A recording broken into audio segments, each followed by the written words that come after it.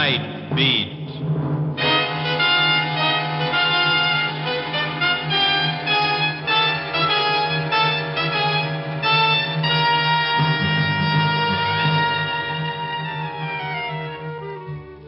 Hi, this is Randy Stone. I cover the night beat for the Chicago Star. Stories start in many different ways. This one began with a stay of execution and ended with a doomed man finding salvation and the hunter becoming the hunted.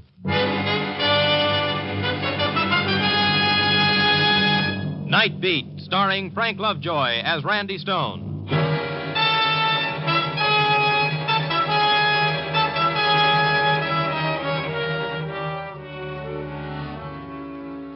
There's an old bromide about nothing being deader than yesterday's news. But what about the people who made that news?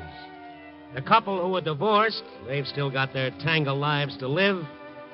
The hit-and-run driver, he's still got his conscience to keep step with him wherever he walks.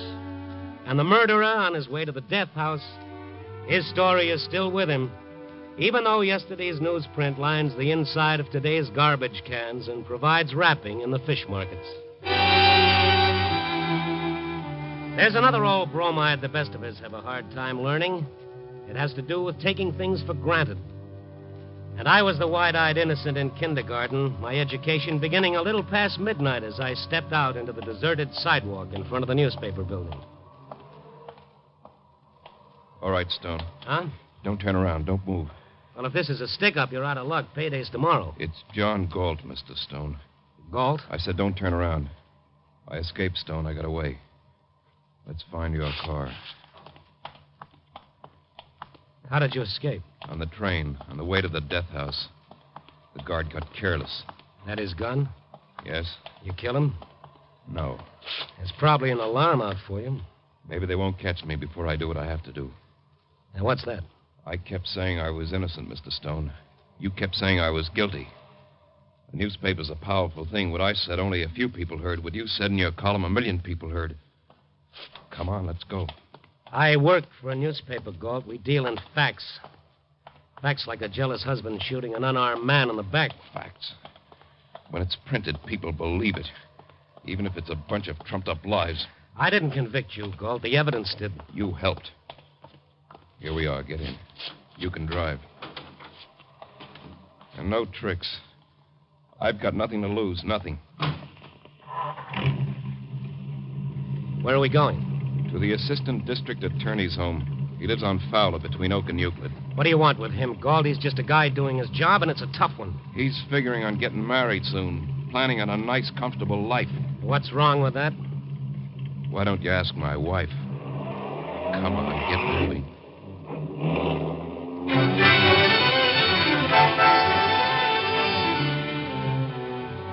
The assistant district attorney, Philip Holmes. He'd conducted a brilliant prosecution of Galt, developed an airtight case. And now Holmes was preparing to taste the fruits of victory. His fiancée, the girl he'd wanted to marry for a year, had finally set the date. The wedding was scheduled for next Sunday. And now this. I looked over at Galt. His fingers clutched the gun like a child clutches her favorite doll. I'd have to wait, sweat it out for a while, find out what he was after, and pray for an opening.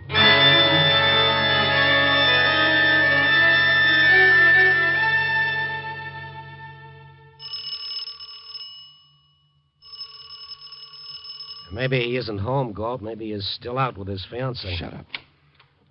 Yes? Inside. What do you think? Get back in. You too, Stone. Galt. Now, look here. Ready for bed, Mr. District Attorney? Yes. I heard from the police about your escape. They're looking for you, Galt. Get dressed. What do you expect to accomplish? You can't... You better do as he says, Holmes. What is this, Randy? What are you doing here? I'm just along for the ride. This is his show. All right, answer it. Be careful what you say, Mr. D.A. Hello? Philip, I just heard it on the radio. John Galt's escaped. Yes.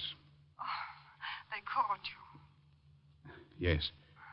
Darling, do be careful. He might come for you. He swore he'd get even with you. Oh, there's nothing to worry about, dear. Phil, he's crazy. He's... Say goodbye. What? What's that, Phil? Louise, He wouldn't come here, Louise. This would be the last place he'd come to. But you should have protection, Phil. Darling, if you Hello, call the good police, night. I feel... Yes, it's all right. Good night, dear. Phil. Good night. Now get dressed. What do you want? I just told you, I want you to get dressed and hurry. Hurry, like you hurried me through my trial. Get away from that drawer. You want me to get dressed? I just want a pair I of... told you to get a... Don't break my hand, you... Now his back was to me concerned with Holmes, and for a moment he'd forgotten me. I had 3 fast steps to take, and then I grabbed his arm. Drop it. Drop that gun. Holmes, get the gun. No, you don't. I got it. I ought to shoot now. I ought to shoot both of you now. Get back, Stone. You can't blame me for trying, Gold. You're not acting very much like an innocent man. Yeah, what do you expect me to do? Go quietly to the death cell and wait for a miracle? Keep on waiting for it while they shave my head and slit my trousers? You should have thought of that before you got involved with a character like Cutler. You were given a fair trial, Gold. Fair trial. There was a time I had a lot of respect for law and courts and justice, but not now. From here on in, I haven't got anything to lose. But you have, Holmes, and so have you, Stone. Try it again. Try another trick. If you miss again, I'll kill you. You'll kill us anyway, Gold, won't you? I know I can't escape. I know I'll be caught. But when they finally catch up to me, 1 second before they kill me, I'm going to kill you. And in the meantime? I'm going to show you things that never got into the court. Things that'll prove that I didn't kill Monty Cutler. Then your dying will be bitter and pointless like mine is. We'll see how you like it. Ready, Mr. D.A.? We'll use your car. The police respect it.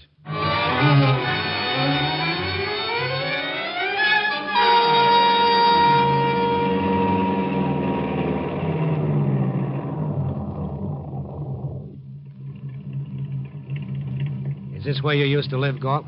That's right. Where I used to live. What's here? My wife. Wait. You sure this is how you want it, Gold? Just don't try anything foolish. It's your play. John. Ev, you know Randy Stone, Evelyn. The one who wrote those stories about me, about us. You're still mixed up, Gold. I'm a reporter. I don't take sides. What is it, John? What happened? And the district attorney, Ev. John, what's wrong? Get in. Get in, both of you. You're an awfully determined host, Gold. Over there where I can watch you. Why are you doing this, Gold? You can't do yourself any good, and you're only making things worse for your wife. Motive. You kept saying motive, Mr. D.A. Your whole case against me was built on what you said was my motive for killing Cutler. I heard everything you had to say in court. This isn't court now. There's no judge, no jury, just us. Ev, we've been in love for a long time, haven't we? Yes, John. Ev, you worked for Monty Cutler for years. Was there ever anything between you and him? No. I was never jealous of him. I had no reason. No. Was there any reason I'd want to kill him? No, John. I heard all this before. No matter what my wife says, Mr. D.A., I'm going to die tonight. I'm going to run, and they're going to catch me. This is the last time I'll see my wife. But you'll never live to have a wife. You're going to be running with me. You're going to know how it feels to be hunted. How it is to know that this is your last night to live. Go on, Gold. Ev, the night I called for you at Cutler's place, the night he was shot, you'd already gone home. You said you saw a woman there earlier. Yes, Mr. Cutler's wife. He hadn't been living with her. Not for years. Just a second. The police tried to find this wife. They never found any evidence he'd been married. No, he never was. We never found any supporting evidence that a woman was there the night of the murder. I asked for time. Why'd you rush the trial right through, Holmes? Maybe I could have found her. John. Yeah. Yes, I've got to go. John, what's going to happen? Come on, you two. Goodbye, Ev.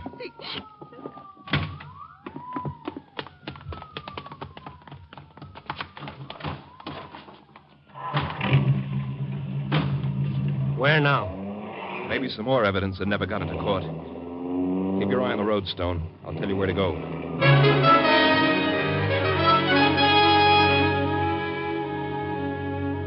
I never heard a convicted killer say he wasn't framed or up on a bum rap or he never did it. I've heard it hundreds of times, and no matter how good they make it sound, they've always got an angle. And I'd find out what Galt's was before long, too. I kept driving downtown to the west side into the manufacturing district. Turn right at the corner, Stone. Monty Cutler's place? No, across the street from Cutler's, the warehouse. And what's there? A missing witness. Maybe he's back in town now. Who is it? The night watchman. Come on. Out. He was there when I came to pick Evelyn up that night. I said hello to him, but nobody could find him during the trial. Seems like a silly waste of time to me. Time is all you have left, Holmes. You better keep hoping I manage to waste a lot of it before they close in on us. Hey, you fellas, what do you want there? Hold on there. What is it you want? What? Yeah, it's me, Charlie. Johnny Galt. And this is Randy Stone of the Star. And maybe you know our assistant district attorney, Mr. Holmes. What do you want? The answer to some questions, Charlie. What about? What for? About Monty Cutler's murder. And because you skipped town during my trial. I don't know what you're talking about. If you know anything, Charlie, tell us about it. What could I know? Why'd you leave town, Charlie? I went on my vacation. More than 4 weeks? Yeah, sure. Who paid for your vacation? Nobody. What do you mean? Tell him what he wants to know, Charlie. Mr. District Attorney, Go ahead, Charlie. You want me to tell everything that happened that night, Mr. Holmes? Why not? What difference does it make? What difference? Well, maybe so. I said hello to you, Mr. Galt. You remember that? Sure. And before that... What? Well, before that, this woman come around. Which woman, Charlie? Well, I've been a watchman here a long time. I see her a few times, maybe 5 or 6 years ago. She used to come around that Cutler's time. wife. I don't know whether she was or not. How long before I got there, Charlie? Maybe half hour, I guess. How long did she stay there? I don't know. Mr. District Attorney, you sure you want me to spill this? Why, yes. Yes, Charlie. There's no mystery, is there? Well, there was a car there, too. What car? Big limousine. Go on, Charlie. Which big limousine? The District Attorney's car. My car? The DA's car. Yes, sir. Were you raiding Cutler's roulette wheel, Holmes? No. That's it. That's it. That explains everything. You were there. That's why you refused me a delay to uncover the truth. No, don't jump to conclusions. How does Galt. it feel, Holmes?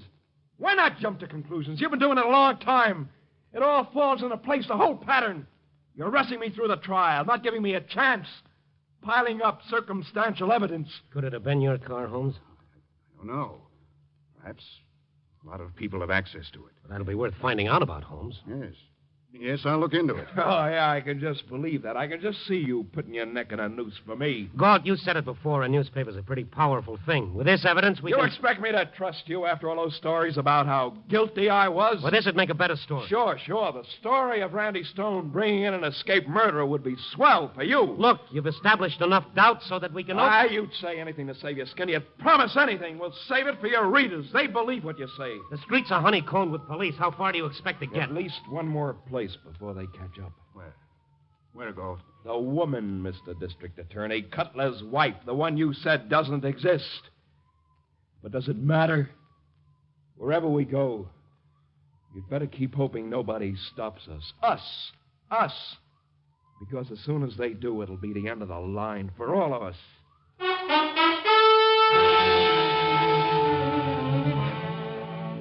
Well, Randy, you're a fast guy with an answer, so answer this one. Or are you looking for an angle? You've heard 100 convicted killers say they're innocent. You're tired of listening. You know they're lying. But here's the 101st, Randy. Maybe he hasn't got any angle. Maybe he's telling the truth. And if he is, it makes sense for him to feel that there's no answer. And he's got to keep running with the cops and everybody waiting for him with guns and with cars. Because he can shout his lungs out and nobody will listen. He can yell and cry and scream that he's not guilty. And they'll still drag him down the long corridor and make him step over the next to last threshold. What would you do if you were him, Randy? And the DA's car, how does that figure? Galt wasn't taking any chances now.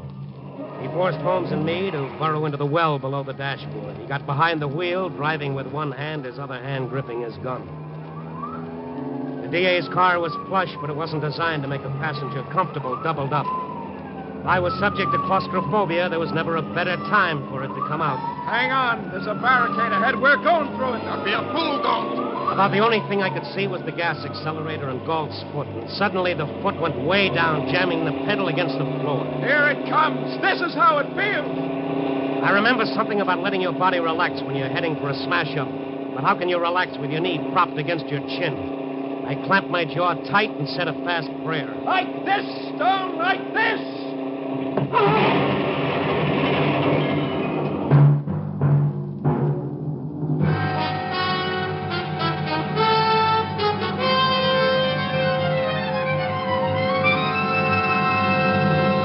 NBC is bringing you Night Beat, starring Frank Lovejoy as Randy Stone.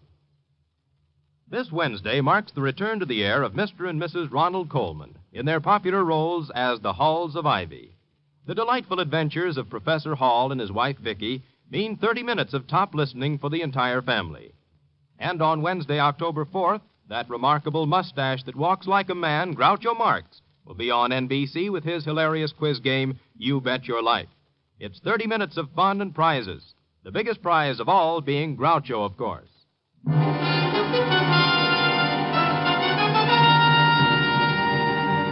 And now back to Night Beat and Randy Stone. It wasn't particularly comfortable under the dashboard of the car, but it was a good place to be with bullets on the loose and an escaped murderer at the wheel. The car skidded and danced through the barricade and then gave a surge and swept on. How does it feel, you guys? How's it feel to be the Fox for a change? Let us get out of here and I'll tell you. What's that? I don't know. Gas. They hit the gas tank. I'm out of gas. All right, get out. Now, wait, hold on a minute.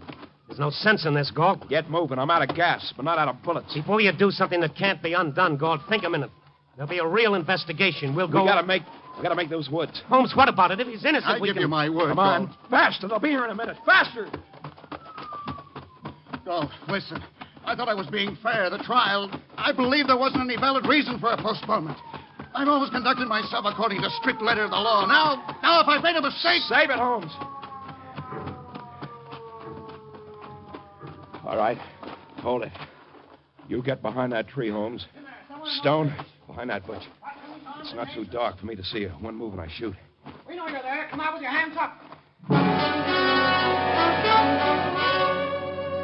The two cops from the patrol car were sitting ducks with the moon behind them. They were coming slowly, their guns drawn. If Galt wanted to shoot, he couldn't have a better target. Stay back. Stay back. But they kept coming, not seeing any of us, straight for the bush behind which I stood. Mr. Holmes, are you there? Yes, don't shoot. Don't come any closer. I'm warning you. We're coming in. I said stay back. I'll shoot. Come on. Galt fired from less than 15 feet, but if the shot hit one of them, it didn't stop him. They both came on.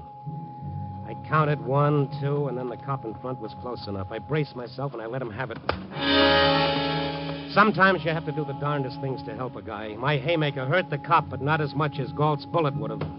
The other cop was on me now. I twisted. I rolled away. He sent a whistling blow past my ear. He was a heavy guy, real heavy as he landed on my kidney, and I tried to squirm away, and then suddenly the cop's weight slid off my back. I turned, and Galt's face, twisted and maniacal, looked down at me, his gun raised. Get up, Stone. You two, Holmes. They're out cold. Cops will be swarming all over here in a few minutes. Wherever we go, they'll find. Now you know how it is to be the hunted instead of the hunter. How long do you think we'll last in these woods? The freight yards are close by. I said, come on, both of you. Run! Come on, run!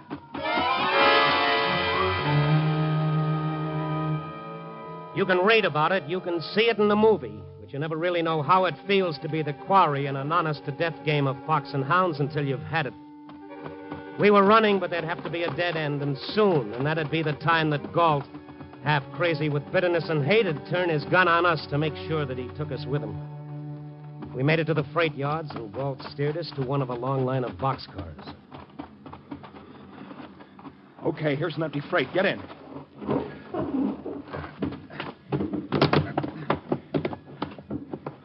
In that corner. Sit down. Now, for a little while, I thought maybe you were innocent, Galt. Ask Holmes whether I am or not.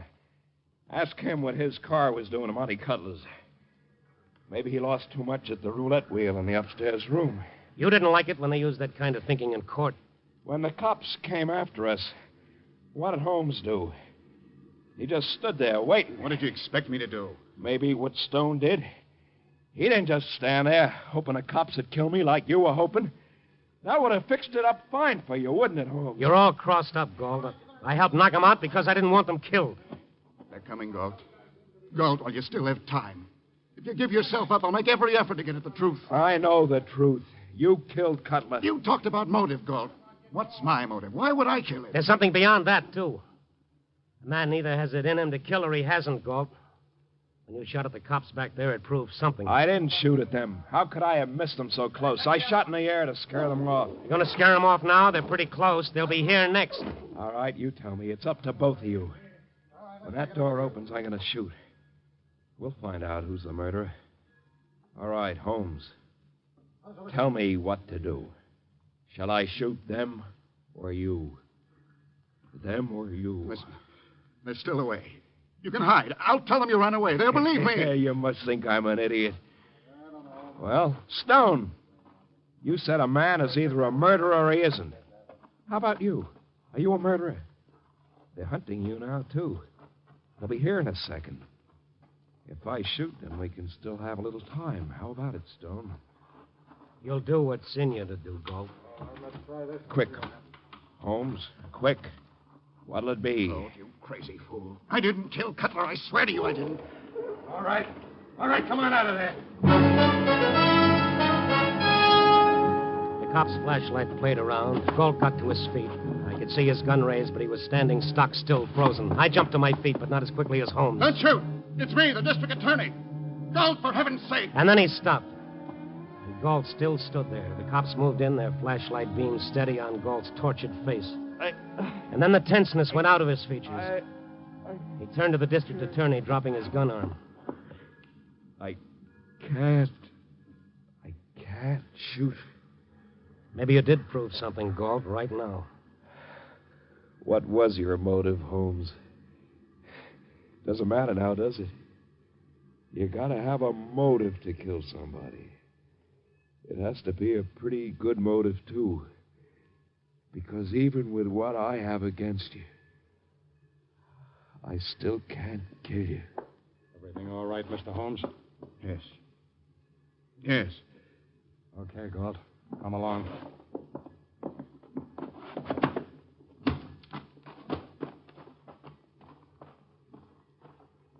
He didn't kill Monty Cutler. No. You didn't either. No. It was your car. I don't know. I suppose maybe it was. Galt wanted to take us to one more place, Holmes. Cutler's wife. Yeah, we'll have to find out where she lives. Yes, I'd like to stop off at Louisa's first, Randy. She's probably worried about me. It's close by. Sure.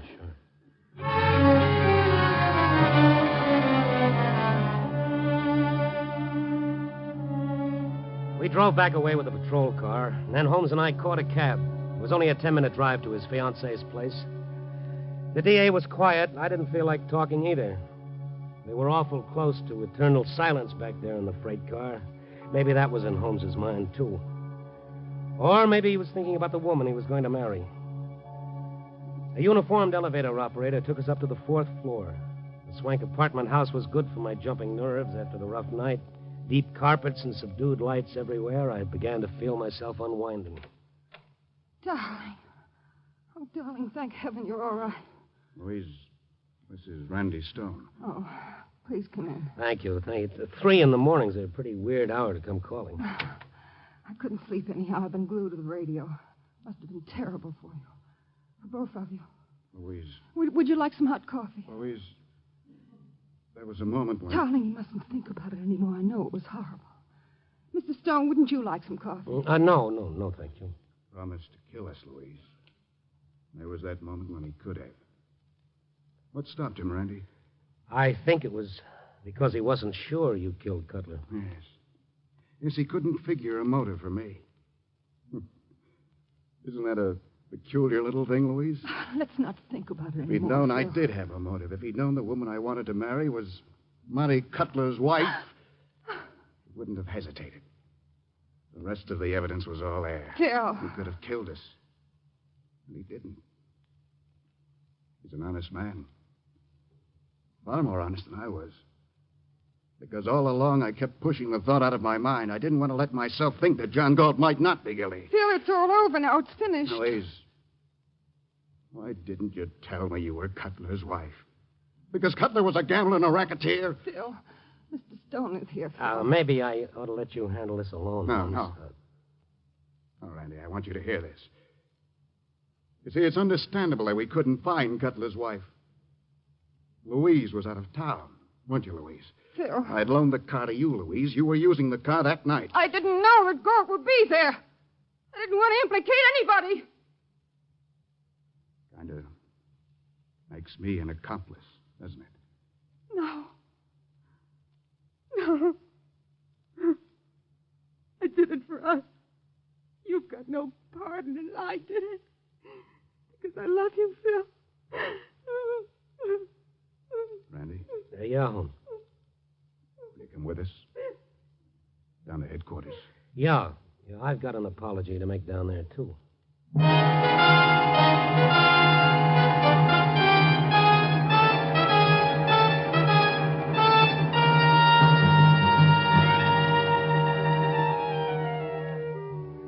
That old bromide that I was talking about, it's don't jump to conclusions. It's an easy habit to get into. At work, at home, with the people we know and love. I got my education all over again with Johnny Galt, and I didn't learn with books. Playing for keeps is a tough way to learn, but maybe it lasts longer that way. I hope so. Copy boy. Where is that copy boy? Probably sneaking a beer at the corner. Oh, there I go, jumping at conclusions again. Copy boy.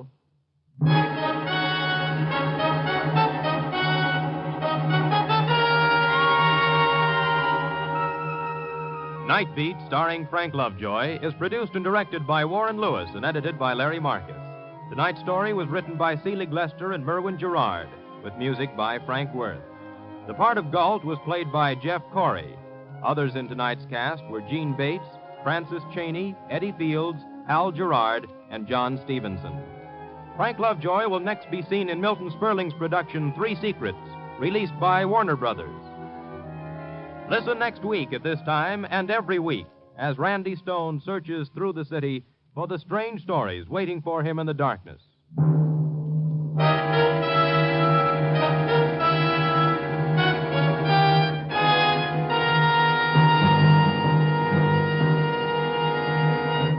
Night Beat came to you from Hollywood.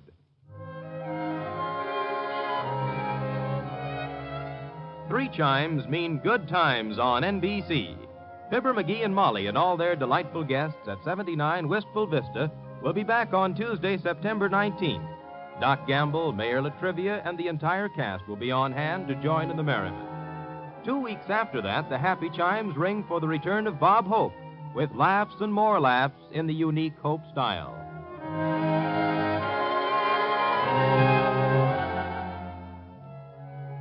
Three chimes mean good times on NBC.